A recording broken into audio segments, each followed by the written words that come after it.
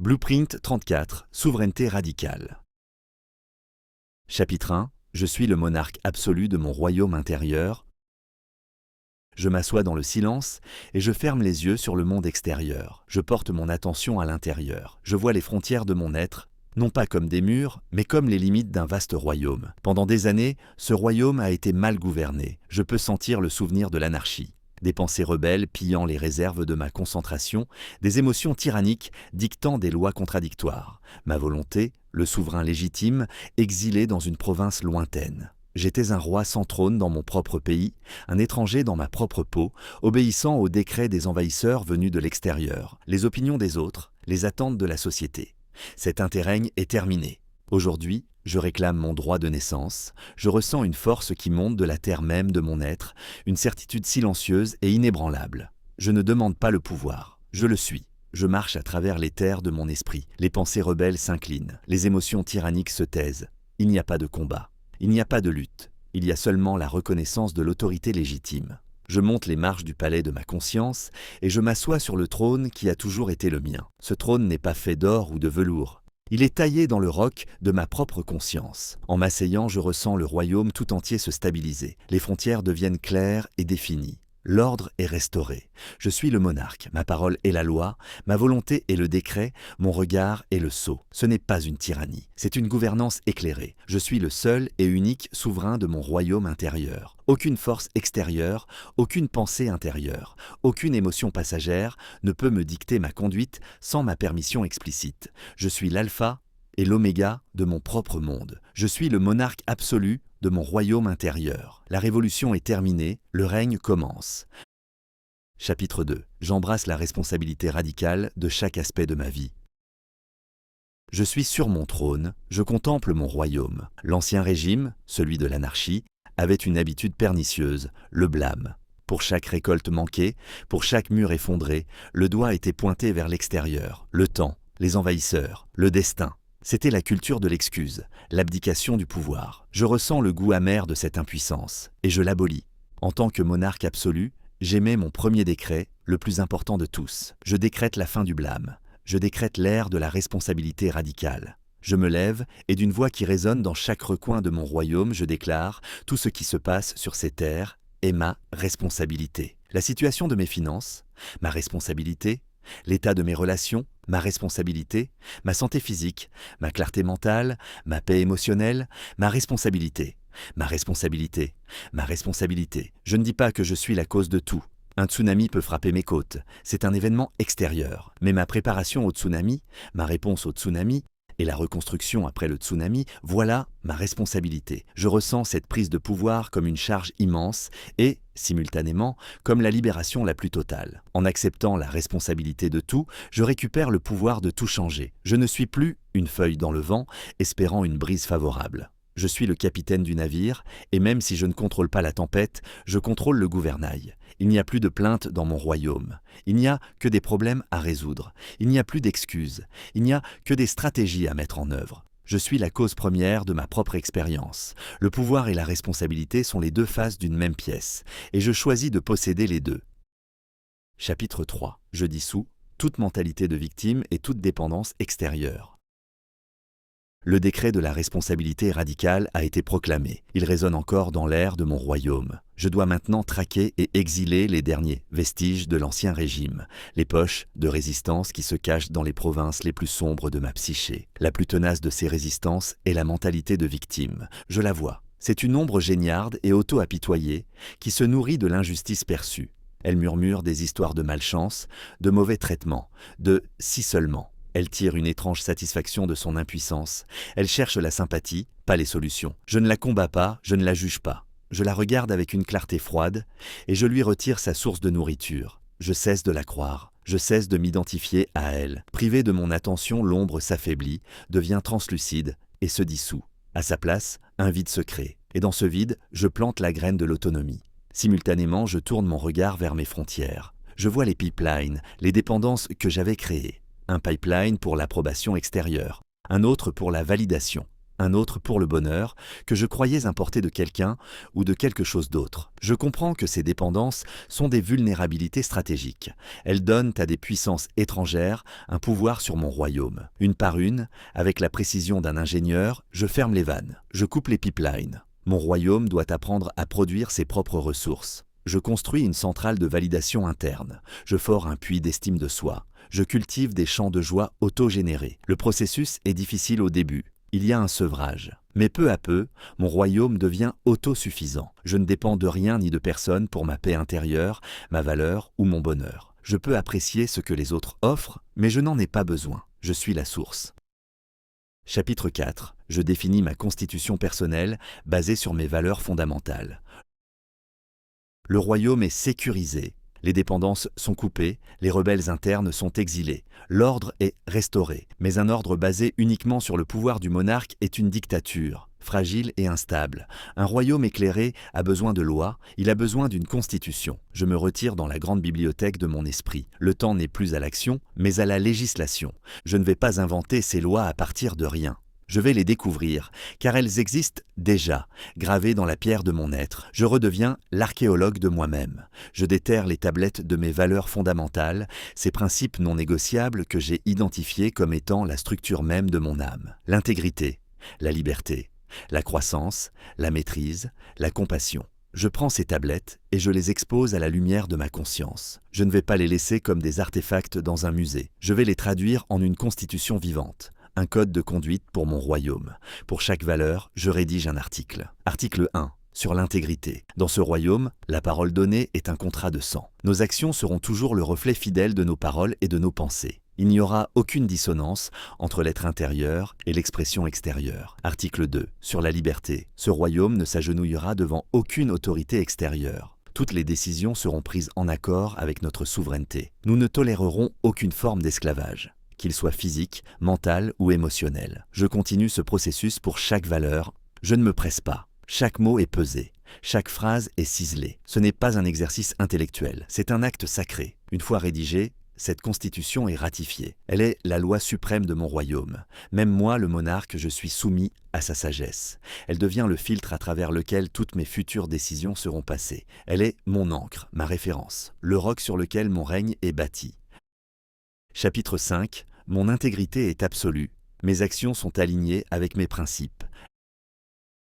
La Constitution est écrite. Elle est affichée sur la place publique de ma conscience, ses lettres de lumière brillant pour tous les habitants de mon royaume. Une loi, aussi belle soit-elle, n'est rien si elle n'est pas appliquée. Le monarque doit être le premier et le plus fidèle serviteur de sa propre Constitution.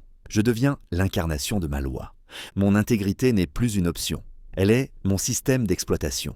Je ressens l'alignement comme une sensation physique, une colonne de lumière droite et ininterrompue qui traverse le centre de mon être. Il n'y a plus d'espace entre la pensée, la parole et l'action. Ce sont les trois notes d'un même accord parfait. Quand je dis que je vais faire quelque chose, l'univers peut considérer que c'est déjà fait. Il n'y a pas de doute, pas d'hésitation. La parole du monarque est un acte créateur. Mes actions deviennent la manifestation extérieure de mes principes intérieurs. Je ne me demande plus qu'est-ce qui est facile, qu'est-ce qui est profitable, qu'est-ce que les autres attendent. Je ne me pose qu'une seule question face à chaque choix, qu'est-ce qui est aligné. Je fais passer chaque décision à travers le prisme de ma constitution. Si elle passe le test, j'agis avec une force et une conviction totale. Si elle échoue, je la rejette sans le moindre regret, même si elle semble avantageuse à court terme. Cette discipline n'est pas une contrainte, c'est une simplification radicale. Elle élimine la fatigue de la décision. Elle rend le chemin évident. Il peut y avoir de la peur, de la difficulté, mais il n'y a jamais de confusion. Je marche sur une ligne tracée par mes propres valeurs, et sur cette ligne, mes pas sont sûrs, puissants et vrais. Chapitre 6. Je vis de manière intentionnelle, pas par défaut. Le royaume est gouverné par une constitution. Le monarque est l'incarnation de ses propres lois. Une dernière grande réforme doit être accomplie. Je dois éradiquer le fléau de l'automatisme, la tyrannie de l'habitude irréfléchie. Je dois m'assurer que chaque recoin de mon royaume est gouverné par la conscience et l'intention, et non par le hasard ou l'inertie. Je deviens l'auditeur de ma propre vie. Je prends une torche de pure conscience et je descends dans les donjons de mes routines. Je regarde mes habitudes quotidiennes, une par une. La façon dont je me lève, ce que je mange, comment je travaille, comment je me détends. Pour chacune, je pose la question. Est-ce un choix conscient ou un programme qui tourne par défaut? Est-ce que cette habitude sert ma constitution et ma mission, ou est-ce qu'elle les sabote en silence? Je suis impitoyable. Chaque habitude qui ne sert pas à un but intentionnel est mise en examen. Je ne suis plus le pilote automatique, je suis le pilote. Je conçois mes journées comme un architecte conçoit un bâtiment. Chaque heure a un but, chaque action a une intention. Cela ne signifie pas que ma vie devient rigide ou sans spontanéité. Au contraire, je planifie intentionnellement des périodes de jeu, de repos, d'exploration sans but. La spontanéité n'est plus un accident, c'est une décision. Je ressens la qualité de mon existence se transformer. Je ne suis plus un zombie qui traverse ses journées. Je suis un être pleinement éveillé, présent à chaque instant. Chaque repas est une occasion de nourrir mon corps. Chaque conversation est une occasion de connecter. Chaque tâche est une occasion de pratiquer la maîtrise. Je ne vis plus par défaut, je vis délibérément. Chaque souffle est un acte de souveraineté. Chapitre 7. Je gouverne mes pensées avec clarté, souveraineté cognitive. La constitution est en place. L'intention est le guide, la conscience est l'arme. Mais mon royaume n'est pas seulement fait d'actions et de décrets. Il est fait de pensées. Et si je ne gouverne pas activement mes pensées, elles peuvent devenir une force de chaos intérieur, une source de souffrance et d'auto-sabotage. Je revendique ma souveraineté cognitive. Je vois mes pensées comme un fleuve qui coule à travers mon royaume. Je comprends que je ne peux pas arrêter le fleuve. Les pensées vont surgir, c'est leur nature. Mais je suis l'ingénieur qui contrôle les berges et qui peut diriger le cours de l'eau. Je ne me bats plus contre les pensées négatives. Je ne les juge plus. Je les reconnais simplement pour ce qu'elles sont, des événements mentaux, des impulsions électriques dans mon cerveau. Elles ne sont pas moi. Elles ne sont pas la vérité. Ce sont juste des pensées. Je suis l'observateur silencieux derrière les pensées, l'écran sur lequel elles sont projetées. Je développe la compétence de la diffusion cognitive. Je me dissocie de mes pensées. Je les vois passer sans m'y accrocher, comme des nuages dans le ciel. J'utilise des techniques simples mais puissantes. Je remarque que j'ai la pensée que cette simple phrase crée une distance, un espace entre moi et la pensée. Je ne m'identifie plus à elle. Je peux la regarder avec curiosité et détachement au lieu d'être emporté par elle. Je ne crois pas à tout ce que je pense. Je ne suis pas un dictateur qui censure les pensées indésirables. Je suis un jardinier qui désherbe. Je laisse pousser les pensées qui nourrissent ma croissance et j'élimine les pensées toxiques qui empoisonnent mon esprit. Je suis le maître de mon propre théâtre mental. Je choisis les acteurs, je choisis le script. Et le script, désormais, est toujours aligné sur ma constitution et sur ma mission. Chapitre 8. Je maîtrise mes émotions avec sagesse, souveraineté émotionnelle. Je gouverne mes pensées avec clarté. Mais la pensée n'est pas tout. Mon royaume est aussi animé par des forces plus puissantes, plus anciennes et plus sombres. Les émotions. Si je ne les maîtrise pas, elles peuvent renverser mon règne et me transformer en tyran, réagissant impulsivement, faisant des ravages dans ma vie et dans celle des autres. Je revendique ma souveraineté émotionnelle. Je vois mes émotions comme des vagues sur l'océan de mon être. Je comprends que je ne peux pas arrêter les vagues. Les émotions vont surgir, c'est leur nature. Mais je suis le capitaine du navire, je peux apprendre à naviguer sur les vagues, à utiliser leur énergie, sans être submergé par elles. Je ne réprime pas mes émotions, je ne les juge pas, je les accueille. Je leur donne un nom. Bonjour, colère, je te sens dans ma poitrine. Je comprends que tu es là pour me signaler une violation de mes limites. Je ne m'identifie pas à mes émotions. Je ne dis pas « je suis en colère ». Je dis « je ressens de la colère ». Ce simple changement de langage crée une distance, un espace. Je suis l'observateur de mon émotion, pas sa marionnette. Je ne laisse pas mes émotions prendre le contrôle de ma barre. Je prends du recul, je respire profondément, je me souviens de mes valeurs fondamentales. Et ensuite, je choisis ma réponse. Je peux exprimer ma colère de manière constructive, en établissant une limite claire et en communiquant mon besoin avec fermeté et respect. Ou je peux choisir de ne pas agir du tout, de laisser la vague se briser et se retirer, sans laisser de traces. Mon royaume n'est pas une dictature sans émotion. C'est une démocratie émotionnelle. Chaque émotion a le droit d'être entendue, mais aucune émotion n'a le droit de prendre le pouvoir. Je suis le garant de cet équilibre. Je suis le sage souverain qui gouverne son royaume intérieur avec compassion et discernement. Chapitre 9. Ma discipline est l'instrument de mon pouvoir souverain. Je gouverne mes pensées et mes émotions. Mon royaume intérieur est en ordre, mais la pensée et l'émotion ne sont que le plan. Pour que le plan devienne une réalité, il faut l'action.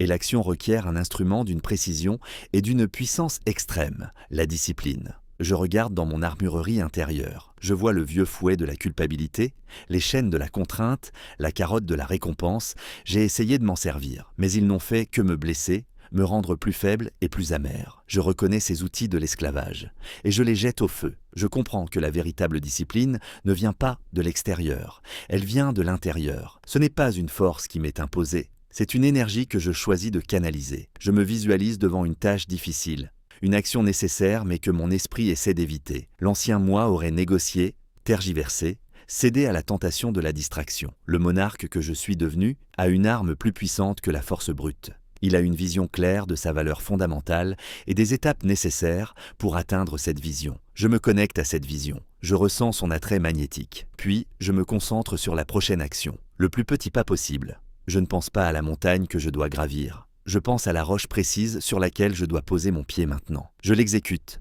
avec une précision froide et détachée de l'émotion. Je n'ai pas besoin de me motiver, je n'ai pas besoin de me forcer. Je sais que chaque petite action alignée avec ma vision renforce mon royaume et chaque action déviante l'affaiblit. Je me contente d'agir, en accord avec ma loi intérieure. La discipline n'est pas une corvée, c'est une danse. C'est la musique de mon âme qui prend forme dans le monde extérieur. Et à chaque pas que je fais, la danse devient plus facile, plus fluide, plus naturelle. La discipline devient la liberté. Chapitre 10. Je suis libre de l'approbation et du jugement des autres. Mon royaume intérieur est fort, gouverné par la raison, l'intention et la discipline. Je tourne maintenant mon regard vers l'extérieur, vers les autres royaumes, vers le monde des hommes. Je vois l'ancienne dynamique. Je vois comment j'ai autrefois donné les clés de mon propre château aux opinions des autres. Je peux sentir le souvenir de cette soif d'approbation, cette peur paralysante du jugement. C'était la plus grande de toutes les servitudes. Aujourd'hui, je suis sur mon trône, protégé par ma constitution, guidé par ma mission. Et je déclare mon indépendance. Je ressens cette déclaration non pas comme un acte d'arrogance ou de rébellion, mais comme un acte de pure souveraineté. L'approbation des autres est agréable, comme un rayon de soleil par temps clair. Mais je n'en ai pas besoin pour vivre. Mon royaume a sa propre source de lumière, mon estime de soi, qui est alimentée par mon alignement avec mes propres valeurs. Le jugement des autres est du bruit. C'est le son du vent qui souffle à l'extérieur des murs de mon château. Je peux l'entendre, je peux le noter, mais il n'a aucun pouvoir pour ébranler mes fondations. Je suis le seul juge de ma propre valeur. Le seul tribunal qui compte est celui qui se tient à l'intérieur de mon propre esprit, et le seul critère est ma fidélité à ma propre constitution. Je ressens une liberté immense qui découle de cette indépendance. Je peux désormais agir avec une authenticité totale. Je peux dire ma vérité, même si elle est impopulaire. Je peux prendre des risques, même s'ils sont incompris. Je peux créer mon œuvre, même si elle est critiquée. Je ne suis plus un acteur sur une scène, cherchant les applaudissements. Je suis le créateur de mon propre monde. Le regard des autres n'est plus un projecteur qui me paralyse. C'est simplement le décor. Chapitre 11. J'exprime mon authenticité radicale avec courage. Je suis libre, libre de l'approbation, libre du jugement. Que vais-je faire de cette liberté? Je pourrais la garder pour moi, savourer ma paix intérieure dans la solitude de mon royaume. Mais ce serait une liberté stérile. Un monarque éclairé ne se contente pas de gouverner son royaume. Il l'exprime, il le fait rayonner. Je choisis d'exprimer mon authenticité radicale. Je ne suis plus un caméléon qui change de couleur pour plaire. Je suis un lion. Et j'exprime ma nature de lion. Ce n'est pas une question d'agressivité, c'est une question de congruence. La personne que je suis en privé est la même que celle que je suis en public. Mes pensées, mes paroles, mes actions et mon être sont un seul et même fleuve qui coule avec une puissance tranquille. J'exprime mes opinions, non pas pour convaincre, mais pour partager ma perspective. J'exprime mes passions sans me soucier de savoir si elles sont à la mode. J'exprime ma vulnérabilité, non pas comme une faiblesse, mais comme une preuve de ma force et de ma confiance. Cela demande du courage. Le courage n'est pas l'absence de peur. Je ressens toujours une pointe de peur avant de prendre la parole, avant de lancer un projet, avant de prendre une position audacieuse. Mais je ne laisse plus cette peur dicter mes actions. Je l'utilise comme un carburant. Je la vois comme le signal que je suis sur le point de grandir. Mon authenticité devient mon cadeau au monde. En étant pleinement moi-même, je donne aux autres la permission d'être pleinement eux-mêmes. Mon courage devient une inspiration. Ma lumière devient un phare. Je ne cherche pas à être aimé de tous. Je cherche à être respecté pour ce que je suis. Et je sais que mon authenticité attirera les bonnes personnes dans ma vie et repoussera celles qui ne sont pas alignées. Chapitre 12. Je suis totalement libre, responsable et souverain. Je suis sur le plus haut donjon de mon château. Je contemple mon royaume intérieur et le monde extérieur. Les deux sont en paix. Non pas parce qu'il n'y a pas de tempête, mais parce que je suis l'encre. J'ai intégré toutes les facettes de ma souveraineté. Je suis totalement responsable. Il n'y a plus une once de blâme ou de victimisation en moi, je suis la cause première de mon expérience. Ce pouvoir est absolu. Je suis totalement libre, libre des opinions des autres, libre de mes propres pensées et émotions destructrices, libre de l'automatisme. Ma liberté n'est pas une absence de contrainte, c'est la capacité de choisir ma réponse à chaque instant, en accord avec ma constitution. Je suis totalement souverain. Je suis le seul et unique maître de mon royaume. Mon autorité est incontestée, ma volonté est la loi, mon règne est sage, juste et éclairé. Je ressens ces trois états, responsabilité, liberté, souveraineté, non pas comme des concepts, mais comme une seule et même sensation. C'est une sensation de calme profond, de puissance tranquille, d'alignement parfait. Il n'y a plus de friction, il n'y a plus de lutte. Je suis qui je suis. Je fais ce que je dois faire. Je suis le monarque éclairé de mon propre univers. Et mon règne ne fait que commencer.